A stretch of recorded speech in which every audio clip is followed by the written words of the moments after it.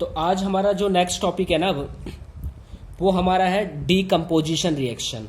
ठीक है, टॉपिक लिखना मैं जैसे नोट्स बनवा रहा हूँ ना आपको वैसे ही नोट्स बनाने कॉपी पे प्रॉपर। ठीक है, अच्छे से। तो नेक्स्ट टॉपिक लिखना मेरे साथ साथ डीकम्पोजिशन रिएक्शन।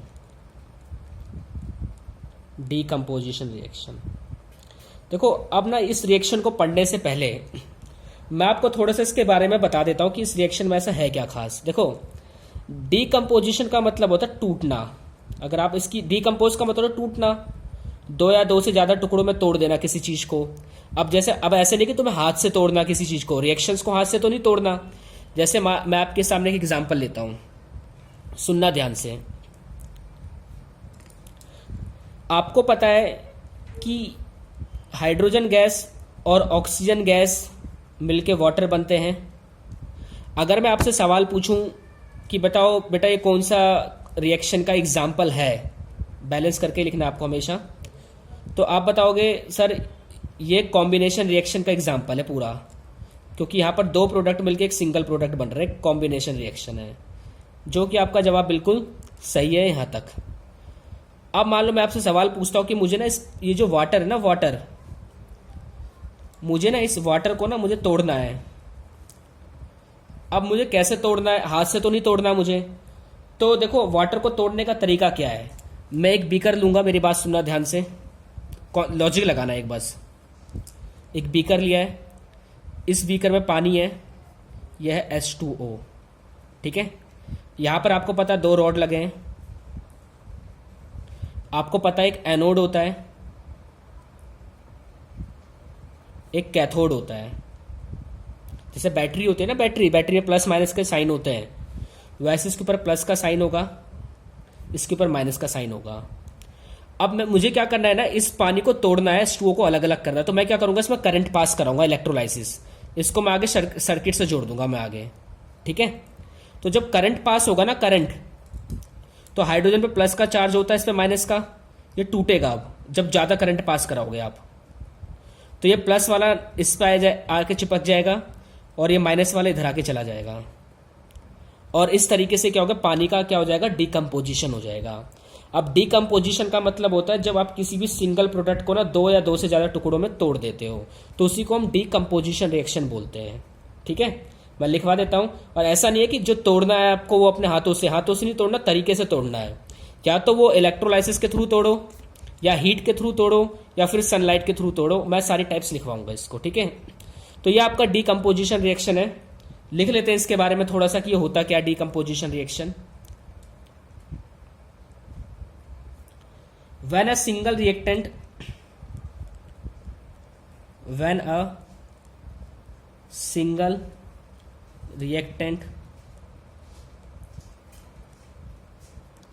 breaks down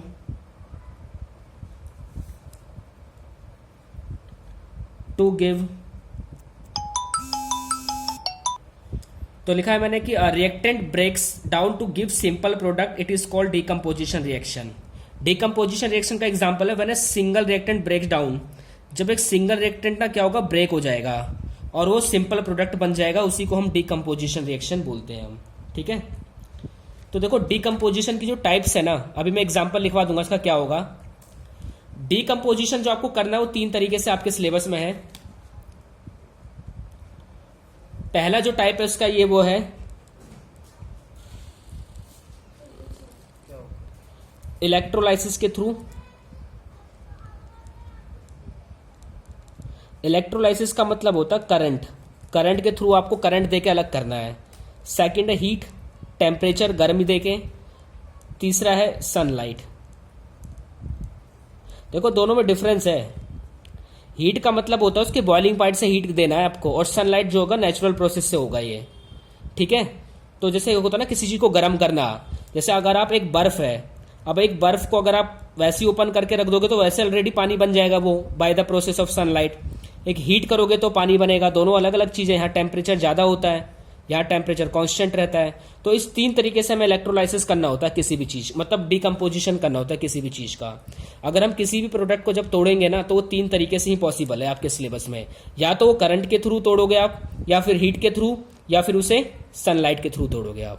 ठीक है, तो आपको ये बात ध्यान रखनी है कि डीकम्पोजिशन आपको 3 तरीके से ही पॉसिबल है। तो ध्यान रखना है कि एग्जाम में कोई सा भी एग्जाम में आ सकता है, वो बोलता है डीकम्पोजिशन रिएक्शन क्या होते हैं, और एक हीट के थ्रू एक इसका एग्जाम्पल बताओ कि हीट के थ्रू डीकम्पोजिशन कैसे होगा। भाई तू चला जा पहले। देखो अब ना मैं आपके सामने ना एक प्रैक्टिकल है, वहां से मैं क्वेश्चन करा रहा हूं, और मैं सच बता रहा हूं कि ये बहुत ही इंपॉर्टेंट मैं करा रहा हूं, बहुत ज्यादा इंपॉर्टेंट है। और यहाँ से क्वेश्चन 100% बनता है, और बच्चे गलत कर जाते हैं यहाँ से क्वेश्चन। ठीक है, तो आप बहुत ध्यान से समझना है इस चीज को, बहुत आराम आराम से समझाऊंगा मैं चीजों को ये। ठीक है, तो आपको डीकम्पोजिशन रिएक्शन समझ में आ गया होगा। डीकम्पोजिशन रिएक्शंस क्या होते हैं, देखो आपके एग्जाम्पल में क्या है ना, आपके बुक में जो एग्जाम्पल है यहाँ से क्वेश्चन एक बार बना था, बच्चे एग्जाम्पल को छोड़ देते हैं, उसको एक्टिविटी को, वहां से क्वेश्चन उठ गया था एक बार यहाँ से ये। तो देखो जो एक्टिविटी में क्वेश्चन, पता है क्या क्वेश्चन ये है कि आपके सामने ना एक फेरस सल्फेट की क्रिस्टल्स है, फेरस सल्फेट की क्रिस्टल्स है, उसका जो फॉर्मूला है ना वो बेसिकली यहां तक दे रखा, फेरस सल्फेट। तो अगर इसका जो कंप्लीट फॉर्मूला लिखोगे ना वो ये होता है 7H2O। बुक में हालांकि यहां तक गिवन है, लेकिन मैंने कंप्लीटली फॉर्मूला लिखवा दिया ये।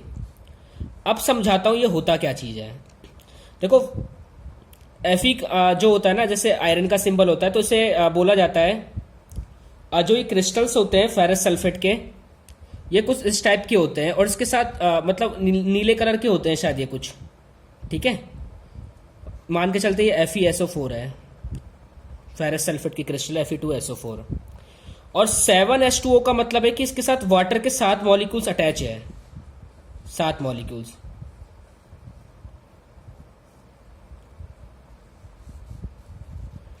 तो इसका मतलब देखो आपको बताता हूं मैं, जब भी साइंस में कोई फॉर्मूला होता है ना तो उसके साथ ना वाटर के मॉलिक्यूल्स का अटैचमेंट जरूरी होता है। 10वीं क्लास में खैर आप अटैचमेंट लिखो मत लिखो, उससे फर्क नहीं पड़ेगा, लेकिन जो पूरा फॉर्मूला उसका ये बनता है। ठीक है, तो अब ये जो इसका मतलब ये हुआ कि इसके साथ वाटर के 7 मॉलिक्यूल्स अटैच है। इसका मतलब ये सूखा तो होगा नहीं, गीला होगा ये।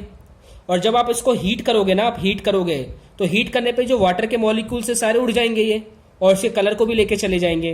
देखो जब किसी चीज के साथ वाटर के मॉलिक्यूल्स अटैच होते हैं ना, यहाँ पे डॉट का मतलब है कि वाटर के मॉलिक्यूल्स अटैच है इसके साथ, 7 मॉलिक्यूल जो उसको गीला रखते हैं हमेशा।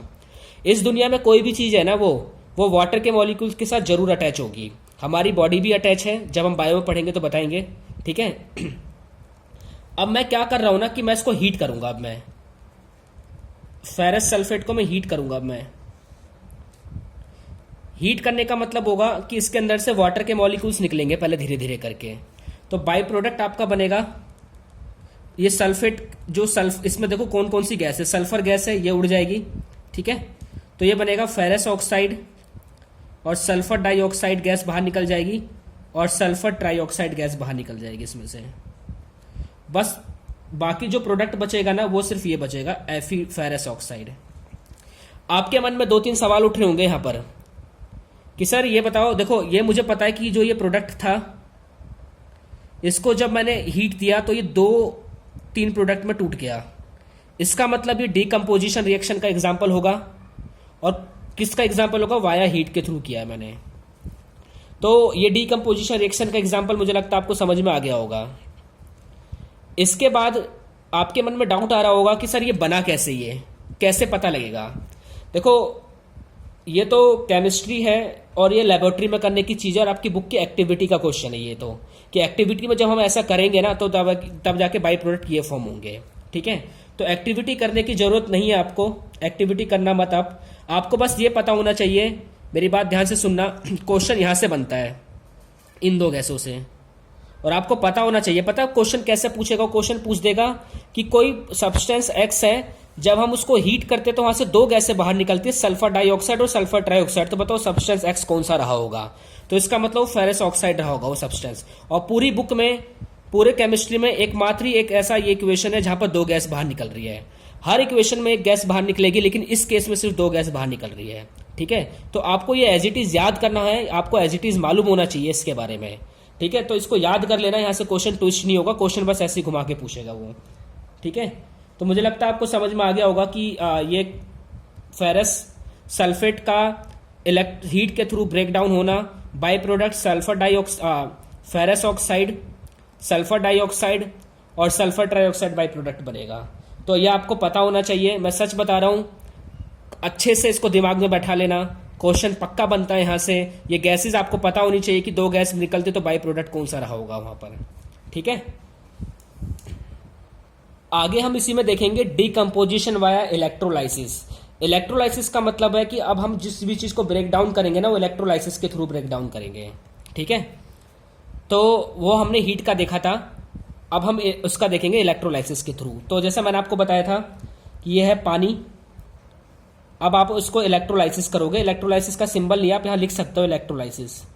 आपने इसको इलेक्ट्रोलाइसिस किया है और इससे क्या होगा, हाइड्रोजन गैस अलग हो जाएगी और ऑक्सीजन गैस अलग होगी। जैसा मैंने आपको बताया था कि मेरे पास एक बीकर है, इस बीकर में मैंने दो रॉड लगा दिए हैं, ये पानी पूरा भरा है, इसमें पानी का फॉर्मूला H2O होता है, इससे प्लस का साइन होता है, इसमें माइनस का होता है, आपने पढ़ा होगा इसके बारे में। ये हमारा एनोड है, ये हमारा कैथोड है, इसके ऊपर प्लस का साइन चढ़ता है, इसके ऊपर माइनस का।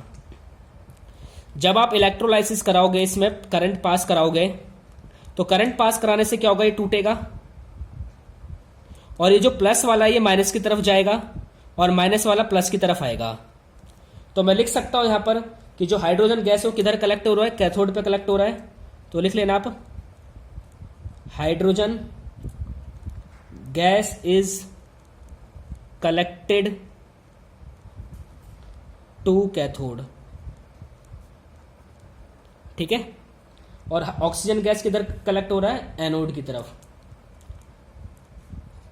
Oxygen gas is collected to anode. ठीक है, ये जो हुआ ऊपर मैंने वही लिखा है नीचे, आपको बस समझ जाना है और कुछ नहीं है इसमें। अच्छा देखो, आपको पता है कि जो रेशो होता है वो H2O फॉर्मूला होता है, तो रेशो 2:1 का होगा हमेशा। अब वाटर का जो फॉर्मूला होता है वो H2O होता है, तो रेशो 2:1 रहेगा हमेशा, दो हाइड्रोजन एक ऑक्सीजन का, इसलिए रेशो क्या होगा, हमेशा इसका 2:1 मेंटेन रहेगा। ठीक है, तो मैं लिख देता हूं तीसरा point, volume of hydrogen collected,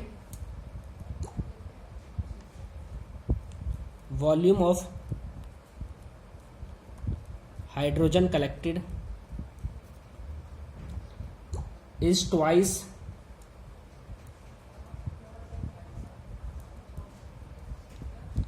the volume of oxygen, 2:1। ठीक है,